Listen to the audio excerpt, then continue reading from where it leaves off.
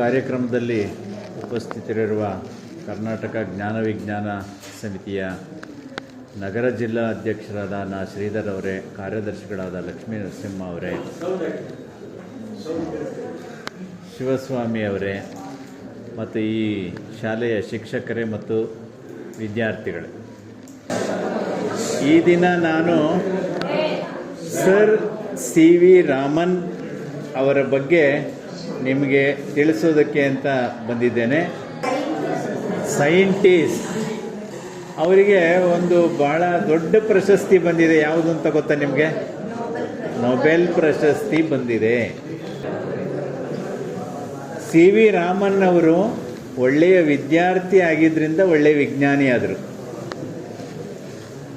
ಅವರು ತಮಿಳುನಾಡಿನ ತಿರುಚಿರಾಪಳ್ಳಿ ಬಳಿಯ ತಿರುವನೈಕಾವಲ್ ಅನ್ನುವ ಒಂದು ಸ್ಥಳದಲ್ಲಿ 1888 ನವೆಂಬರ್ 7 ಚಂದ್ರಶೇಖರ್ ಅಯ್ಯರ್ ಮತ್ತು ಪಾರ್ವತಿ ಅಮ್ಮಾಳ್ ಎಂಬ ದಂಪತಿಗಳಿಗೆ ಎರಡನೇ ಮಗನಾಗಿ ಜನಿಸ್ತಾರೆ.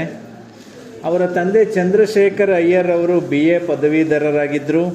ಗಣಿತ ಹಾಗೂ ಭೌತಶಾಸ್ತ್ರದ ಬೋಧಕರಾಗಿದ್ದರು ಮತ್ತು ಜೊತೆಗೆ ಪಿಟೀಲು ವಾದಕರು ಕೂಡ ಆಗಿದ್ದರು. ಅವರು ಒಂದು ಸಲ ಮನೆಗೆ ಗಾನೋಸ್ ಫಿಸಿಕ್ಸ್ ಅನ್ನುವ ಒಂದು ಪುಸ್ತಕವನ್ನು ತಂದಿದ್ದರು. ಆ ಪುಸ್ತಕವನ್ನು ರಾಮನ್ ಓದ್ತಾರೆ.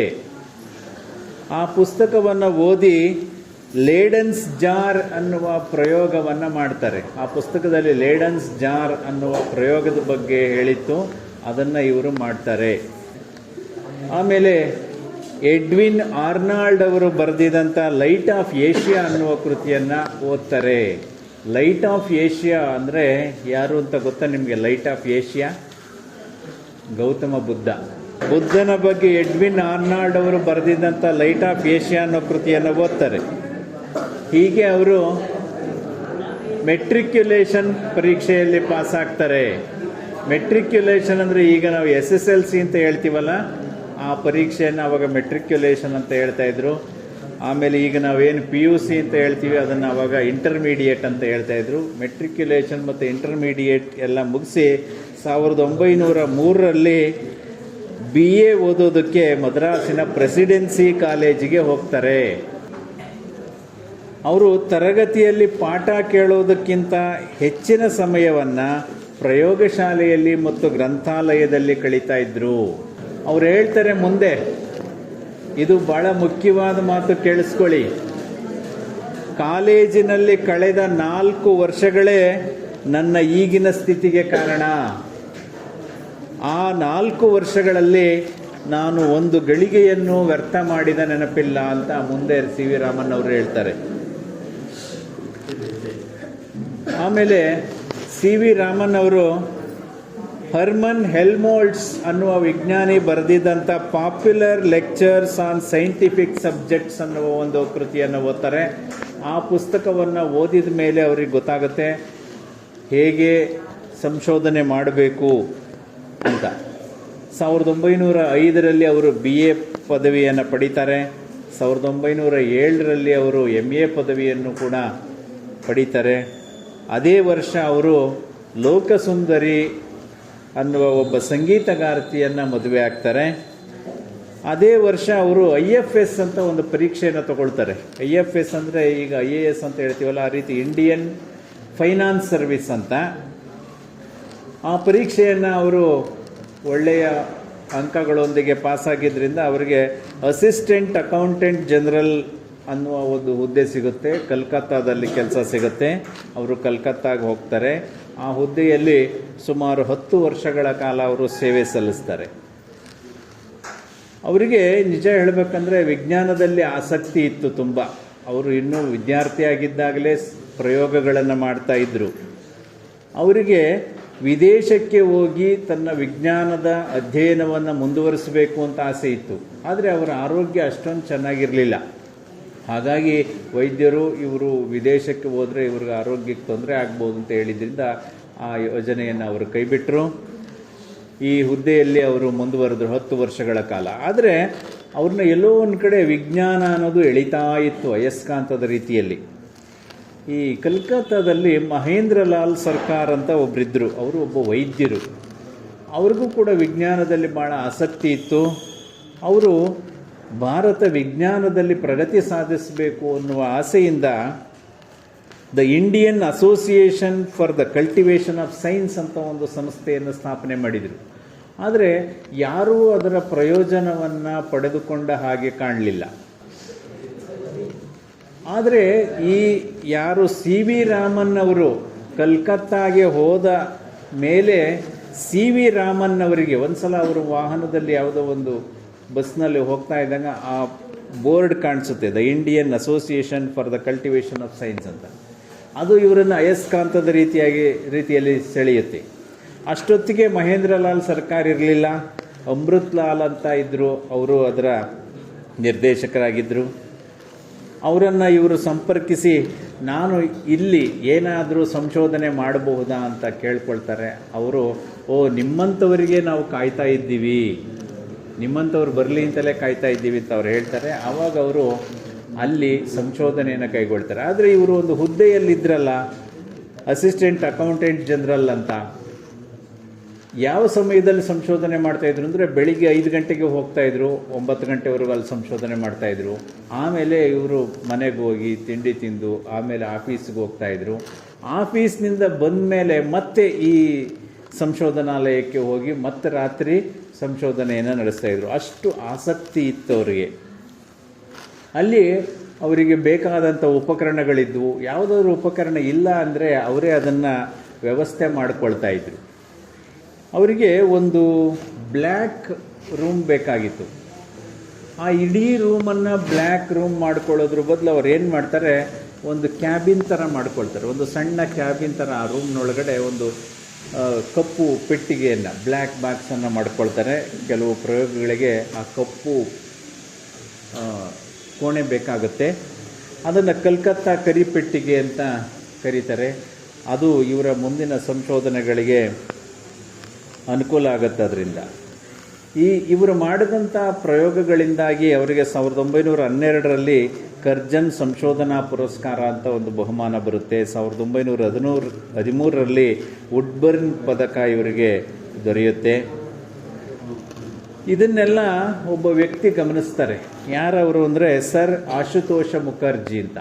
ಸರ್ ಆಶುತೋಷ ಮುಖರ್ಜಿ ಅವರು ಕಲ್ಕತ್ತಾ ವಿಶ್ವವಿದ್ಯಾನಿಲಯದ ಕುಲಪತಿಗಳಾಗಿರ್ತಾರೆ. ಅವರು ರಾಮನ್ ಅವರನ್ನು ಗಮನಿಸಿ, ನೀವು ಆ ಅಕೌಂಟೆಂಟ್ ಜನರಲ್ ಹುದ್ದೆಯನ್ನು ಬಿಟ್ಬಿಡಿ, ನಮ್ಮ ವಿಶ್ವವಿದ್ಯಾನಿಲಯಕ್ಕೆ ಬನ್ನಿ ಅಂತ ಅವರನ್ನು ಆಹ್ವಾನಿಸಿ ಕಲ್ಕತ್ತಾ ವಿಶ್ವವಿದ್ಯಾನಿಲಯದಲ್ಲಿ ಭೌತಶಾಸ್ತ್ರ ವಿಭಾಗದ ಪಾಲಿಟ್ ಪ್ರೊಫೆಸರ್ ಅನ್ನುವ ಹುದ್ದೆಯನ್ನು ಅವರಿಗೆ ಕೊಡ್ತಾರೆ 1917ರಲ್ಲಿ. ಆಗ ಅವರಿಗೆ 600 ರೂಪಾಯಿ ಸಂಬಳ. ಅವರು ಅಕೌಂಟೆಂಟ್ ಜನರಲ್ ಹುದ್ದೆಯಲ್ಲಿ ಇದ್ರಲ್ಲ, ಆ ಹುದ್ದೆಯಲ್ಲಿ ಅವರಿಗೆ 1100 ರೂಪಾಯಿ ಸಂಬಳ ಇತ್ತು. ಅಂದರೆ ಅಷ್ಟು ಸಂಬಳ ಬಿಟ್ಟು ಅದರ ಅರ್ಧದಷ್ಟು ಸಂಬಳದ ಪ್ರಾಧ್ಯಾಪಕ ಹುದ್ದೆಗೆ ಇವರು ಬರ್ತಾರೆ. ಅದಕ್ಕೆ ಕಾರಣ ಅವರಿಗೆ ವಿಜ್ಞಾನದ ಮೇಲೆ ಇದ್ದಂಥ ಆಸಕ್ತಿ. ಈ ಪಾಲಿಟ್ ಪ್ರೊಫೆಸರ್ ಅಂದರೆ ಅವರು ರಿಸರ್ಚ್ ಮಾಡಬೇಕಾಗಿತ್ತು, ಸಂಶೋಧನೆ ಮಾಡಬೇಕಾಗಿತ್ತು, ಪಾಠ ಮಾಡೋ ಅಗತ್ಯ ಇರಲಿಲ್ಲ. ಆದರೂ ಕೂಡ ಅವರು MA ತರಗತಿಗಳಿಗೆ ಪಾಠ ಮಾಡ್ತಾರೆ. ಆಮೇಲೆ 1921ರಲ್ಲಿ ಇಂಗ್ಲೆಂಡಿನ ಆಕ್ಸ್ಫರ್ಡ್ ವಿಶ್ವವಿದ್ಯಾನಿಲಯದಲ್ಲಿ ವಿಶ್ವವಿದ್ಯಾಲಯಗಳ ವಿಜ್ಞಾನ ಸಮ್ಮೇಳನ ಅಂತ ಒಂದು ನಡೆಯುತ್ತೆ. ಅಲ್ಲಿಗೆ ಇವರು ಕಲ್ಕತ್ತಾ ಕಾಲೇಜಿನ ಪ್ರತಿನಿಧಿಯಾಗಿ ಹೋಗ್ತಾರೆ. ಆ ಸಮಾವೇಶವನ್ನು ಮುಗಿಸ್ಕೊಂಡು ವಾಪಸ್ ಹಡಗಿನಲ್ಲಿ ಬರ್ತಾ ಇರ್ತಾರೆ. ಹಡಗಿನಲ್ಲಿ ಬರ್ತಾ ಇರ್ಬೇಕಾದ್ರೆ ಮೆಡಿಟರೇನಿಯನ್ ಸಮುದ್ರದಲ್ಲಿ ಹಡಗು ಬರ್ತಾ ಇದೆ. ಆ ಒಂದು ಸಮುದ್ರ ಕಡು ನೀಲಿ ಬಣ್ಣದ್ದಾಗಿ ಕಾಣುತ್ತೆ ಇವರಿಗೆ. ಆವಾಗ ಈ ಸಮುದ್ರ ಯಾಕೆ ನೀಲಿಯಾಗಿದೆ ಅನ್ನುವ ಪ್ರಶ್ನೆ ಇವರ ಮನಸ್ಸಿನಲ್ಲಿ ಬರುತ್ತೆ. ಆವಾಗ ಅಂದ್ಕೊಳ್ತಾರೆ ಅವರು, ಆಕಾಶ ನೀಲಿಯಾಗಿರುತ್ತಲ್ಲ, ಅದರ ಪ್ರತಿಬಿಂಬ ಸಮುದ್ರದಲ್ಲಿ ಕಾಣ್ತಾ ಇರ್ಬೋದು ಅಂತ. ಆಮೇಲೆ ಆಕಾಶದ ಕಡೆ ನೋಡ್ತಾರೆ, ಆಕಾಶ ನೀಲಿಯಾಗಿಲ್ಲ, ಆಕಾಶ ಬೂದು ಬಣ್ಣದ್ದಾಗಿದೆ. ಆವಾಗ ಸಮುದ್ರದ ನೀರು ನೀಲಿಯಾಗಿ ಕಾಣೋದಕ್ಕೆ ಏನು ಕಾರಣ ಇರ್ಬೋದು ಅಂತ ಆಲೋಚನೆ ಮಾಡ್ತಾರೆ. ಸಾಮಾನ್ಯವಾಗಿ ನೀರಿಗೆ ಬಣ್ಣ ಇಲ್ಲ ಅಂತ ನಿಮಗೆಲ್ಲ ಗೊತ್ತಿದೆ ಅಲ್ವಾ, ನೀರಿಗೆ ಬಣ್ಣ ಇಲ್ಲ. ಅದು ಈ ನೀಲಿ ಬಣ್ಣ ಸಮುದ್ರಕ್ಕೆ ಎಲ್ಲಿಂದ ಬಂತು ಅಂತ ಇವರು ಯೋಚನೆ ಮಾಡ್ತಾರೆ. ಅದುವರೆಗಿನ ಸಂಶೋಧನೆಗಳು ಏನು ಹೇಳ್ತವೆ ಅಂತ ನೋಡ್ತಾರೆ. ಅದುವರೆಗಿನ ಸಂಶೋಧನೆಗಳು ಏನು ಹೇಳ್ತಾ ಇದ್ವು ಅದು ಇವರಿಗೆ ಅದು ಸರಿ ಅಂತ ಅನಿಸೋದಿಲ್ಲ. ಇವರು ತಮ್ಮೊಂದಿಗೆ ಕೆಲವು ಉಪಕರಣಗಳನ್ನು ತಗೊಂಡು ಹೋಗಿರ್ತಾರೆ. ಆ ಹಡಗಿನಲ್ಲಿ ಅವರು ಪ್ರಯೋಗಗಳನ್ನು ಮಾಡ್ತಾರೆ. ಮಾಡಿ ಯಾವುದೋ ಒಂದು ತೀರ್ಮಾನಕ್ಕೆ ಬರ್ತಾರೆ. ತೀರ್ಮಾನಕ್ಕೆ ಬಂದು ಸಮುದ್ರದ ವರ್ಣಗಳು ಅಂತ ಒಂದು ಪ್ರಬಂಧವನ್ನು ಬರೆದು ನೇಚರ್ ಅನ್ನುವ ಪತ್ರಿಕೆಗೆ ಕಳಿಸ್ತಾರೆ. ನೇಚರ್ ಅನ್ನೋದು ವಿಜ್ಞಾನಕ್ಕೆ ಸಂಬಂಧಪಟ್ಟಂಥ ಒಂದು ಪತ್ರಿಕೆ. ಈ ಥರ ಸಂಶೋಧನಾ ಲೇಖನಗಳನ್ನು ಪ್ರಕಟಿಸುವಂಥ ಪತ್ರಿಕೆ. ಆ ಪತ್ರಿಕೆಗೆ ಕಳಿಸ್ತಾರೆ. ಆ ಪತ್ರಿಕೆಯಲ್ಲಿ ಇವರ ಲೇಖನ ಪ್ರಕಟ ಆಗುತ್ತೆ. ಇದೇ ಮುಂದೆ ಅವರಿಗೆ ನೊಬೆಲ್ ಪ್ರಶಸ್ತಿ ಬರೋದಕ್ಕೆ ಕಾರಣವಾದಂಥ ಸಂಶೋಧನೆ ಹೀಗೆ ಆರಂಭ ಆಯಿತು. ಆಮೇಲೆ ಕ್ಯಾಲಿಫೋರ್ನಿಯಾ ತಾಂತ್ರಿಕ ಸಂಸ್ಥೆ ಅಂತ ಒಂದು ಅಮೆರಿಕಾದಲ್ಲಿದೆ. ಅಲ್ಲಿಯ ನಾರ್ಮಲ್ ಬ್ರಿಡ್ಜ್ ಪ್ರಯೋಗಾಲಯಕ್ಕೆ ಇವರು ಸಂದರ್ಶಕ ಪ್ರಾಧ್ಯಾಪಕರಾಗಿ ಹೋಗ್ತಾರೆ. 1921ರಲ್ಲಿ ಕಲ್ಕತ್ತಾ ವಿಶ್ವವಿದ್ಯಾನಿಲಯ ಇವರಿಗೆ ಗೌರವ ಡಾಕ್ಟರೇಟ್ ಕೊಡುತ್ತೆ. ಗೌರವ ಡಾಕ್ಟರೇಟನ್ನು ಯಾಕೆ ಕೊಡಬೇಕಾಗಿ ಬಂತು ಅಂದರೆ, ಆಶುತೋಷ ಮುಖರ್ಜಿಯವರು ಇವರನ್ನು ಪ್ರಾಧ್ಯಾಪಕರಾಗಿ ನೇಮಿಸಿಕೊಂಡಾಗ ಕೆಲವರು ಅಬ್ಜೆಕ್ಷನ್ ಮಾಡ್ತಾರೆ. ಇವರಿಗೆ ಸಿ ವಿ ರಾಮನ್ ಅವರಿಗೆ PhD ಆಗಿಲ್ಲ, ಅವರನ್ನು ನೀವು ಪ್ರೊಫೆಸರ್ ಆಗಿ ತಗೊಂಡಿದ್ದೀರಿ ಅಂತ. ಆವಾಗ ಆಶುತೋಷ ಮುಖರ್ಜಿಯವರು ಇವರಿಗೆ ಬೆಂಬಲವಾಗಿ ನಿಲ್ತಾರೆ. ಬೆಂಬಲವಾಗಿ ನಿಂತು ಇವರಿಗೆ ಗೌರವ ಡಾಕ್ಟರೇಟನ್ನು ಕೊಡ್ತಾರೆ.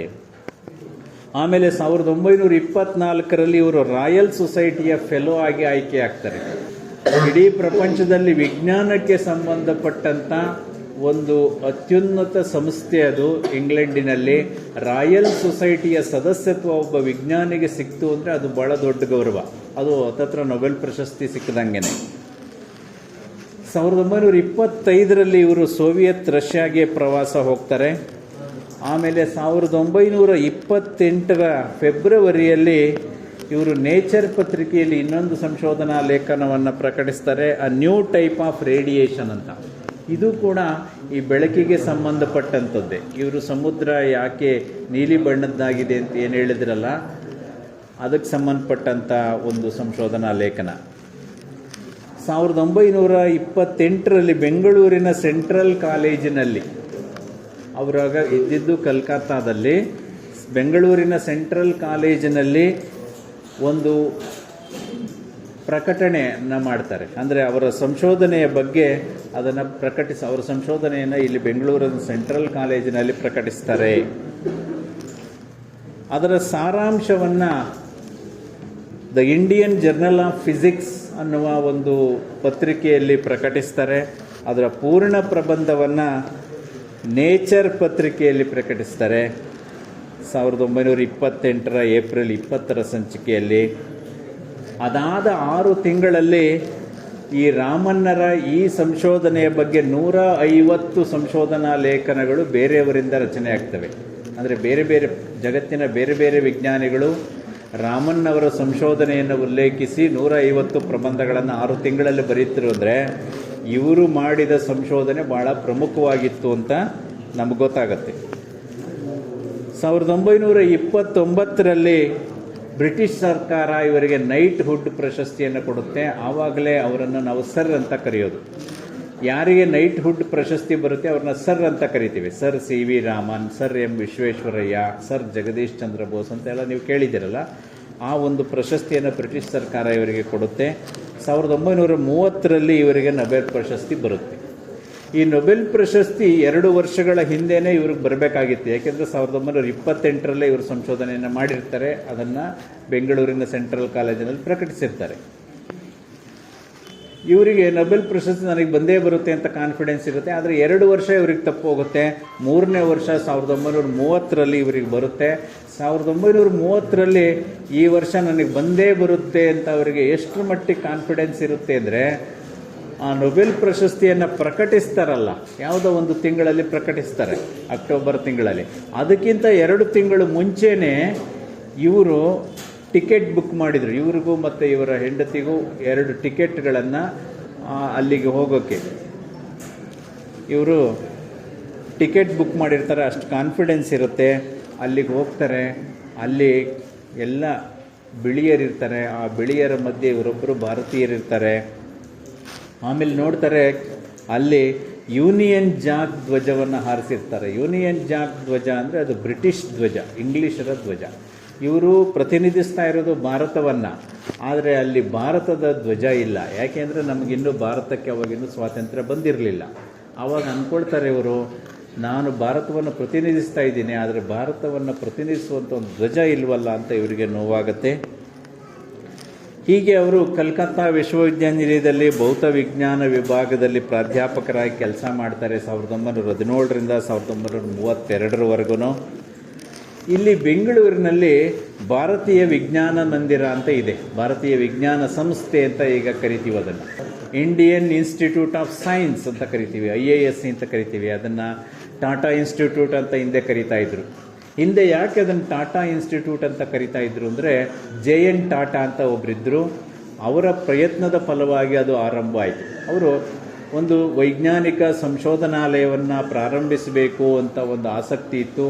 ಅದಕ್ಕೆ ಮೈಸೂರು ಮಹಾರಾಜರು ಅವರಿಗೆ ಬೆಂಬಲವಾಗಿ ನಿಂತು ಅದಕ್ಕೆ ಬೇಕಾದಂಥ ಜಾಗವನ್ನು ಕೊಡ್ತಾರೆ. JN ಟಾಟಾ ಅವರು ಭಾರತೀಯ ವಿಜ್ಞಾನ ಸಂಸ್ಥೆಯನ್ನು ಆರಂಭಿಸ್ತಾರೆ. ಆ ಭಾರತೀಯ ವಿಜ್ಞಾನ ಸಂಸ್ಥೆಯ ನಿರ್ದೇಶಕರು ಯಾವಾಗಲೂ ಒಬ್ಬ ವಿದೇಶಿ ವಿಜ್ಞಾನಿಯಾಗಿರ್ತಾರೆ.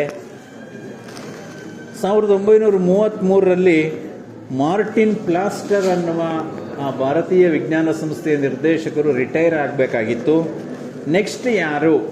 ನೆಕ್ಸ್ಟ್ ಮುಂದೆ ಯಾರನ್ನು ನಿರ್ದೇಶಕರನ್ನಾಗಿ ಮಾಡೋದು ಅಂತ ಲಾರ್ಡ್ ರುದರ್ಫೋರ್ಡ್ ಅವರನ್ನು ಸಂಪರ್ಕಿಸ್ತಾರೆ. ಲಾರ್ಡ್ ರುದರ್ಫೋರ್ಡ್ ಅವರು ಭಾಳ ಪ್ರಖ್ಯಾತ ವಿಜ್ಞಾನಿ.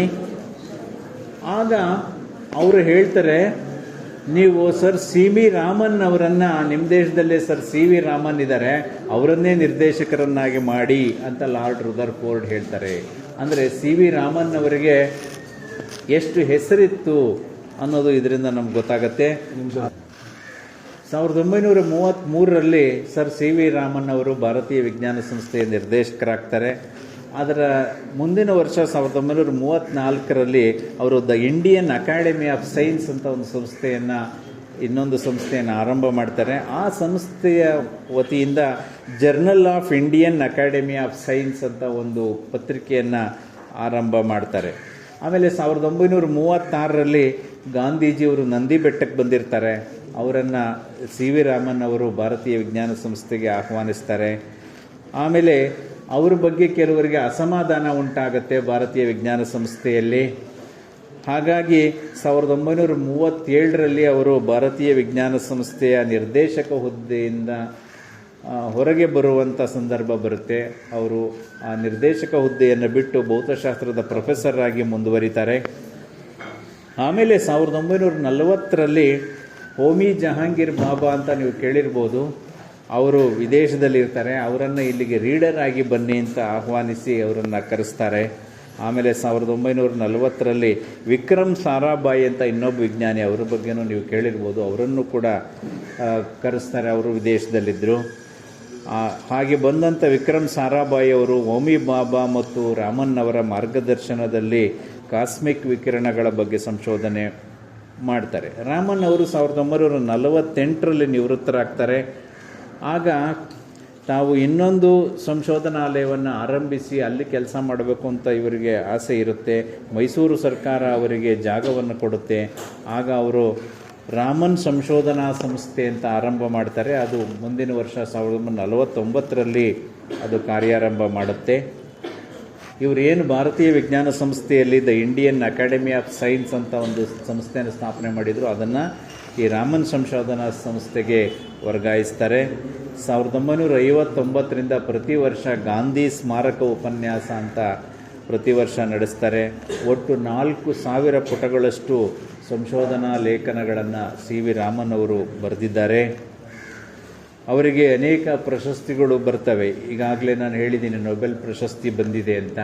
ಆಮೇಲೆ ಕಲ್ಕತ್ತಾ ವಿಶ್ವವಿದ್ಯಾನಿಲಯ ಗೌರವ ಡಾಕ್ಟರೇಟ್ ಪದವಿಯನ್ನು ಅವರಿಗೆ ಕೊಡ್ತು. ಹಾಗೆ ಮೈಸೂರು ಮಹಾರಾಜರು ಅವರಿಗೆ ರಾಜಸೇವಾ ಪ್ರಸಕ್ತ, ರಾಜಸಭಾ ಭೂಷಣ ಅನ್ನುವ ಪ್ರಶಸ್ತಿಗಳನ್ನು ಕೊಡ್ತಾರೆ. ಅಮೇರಿಕಾ ಸಂಯುಕ್ತ ಸಂಸ್ಥಾನದವರು ಫ್ರಾಂಕ್ಲಿನ್ ಪದಕವನ್ನು ಕೊಡ್ತಾರೆ. ಆಮೇಲೆ 1947ರಲ್ಲಿ ಭಾರತಕ್ಕೆ ಸ್ವಾತಂತ್ರ್ಯ ಬಂದಾಗ ಅವರನ್ನು ಪ್ರಥಮ ರಾಷ್ಟ್ರೀಯ ಪ್ರಾಧ್ಯಾಪಕರು ಅಂತ ಅವರನ್ನು ನೇಮಕ ಮಾಡ್ತಾರೆ. 1954ರಲ್ಲಿ ಅವರಿಗೆ ಭಾರತ ಸರ್ಕಾರ ಭಾರತ ರತ್ನ ಪ್ರಶಸ್ತಿಯನ್ನು ಕೊಡುತ್ತೆ. 1957ರಲ್ಲಿ ಸೋವಿಯತ್ ಯೂನಿಯನ್ನವರು ಅವರಿಗೆ ಲೆನಿನ್ ಶಾಂತಿ ಪ್ರಶಸ್ತಿಯನ್ನು ಕೊಡ್ತಾರೆ. 1970ರ ನವೆಂಬರ್ 21ರಂದು ಅವರು ಹೃದಯಾಘಾತದಿಂದ ನಿಧನರಾಗ್ತಾರೆ. ಹೀಗೆ ಒಬ್ಬ ವಿಜ್ಞಾನಿಯ ಜೀವನ ಕೊನೆಗಾಣುತ್ತೆ. ಇಷ್ಟೇ ಮಾತುಗಳನ್ನು ಕೇಳಿದ ನಿಮ್ಮೆಲ್ಲರಿಗೂ ವಂದಿಸಿ ನನ್ನ ಮಾತುಗಳನ್ನು ಮುಗಿಸ್ತೀನಿ. ಎಲ್ರಿಗೂ ನಮಸ್ಕಾರ.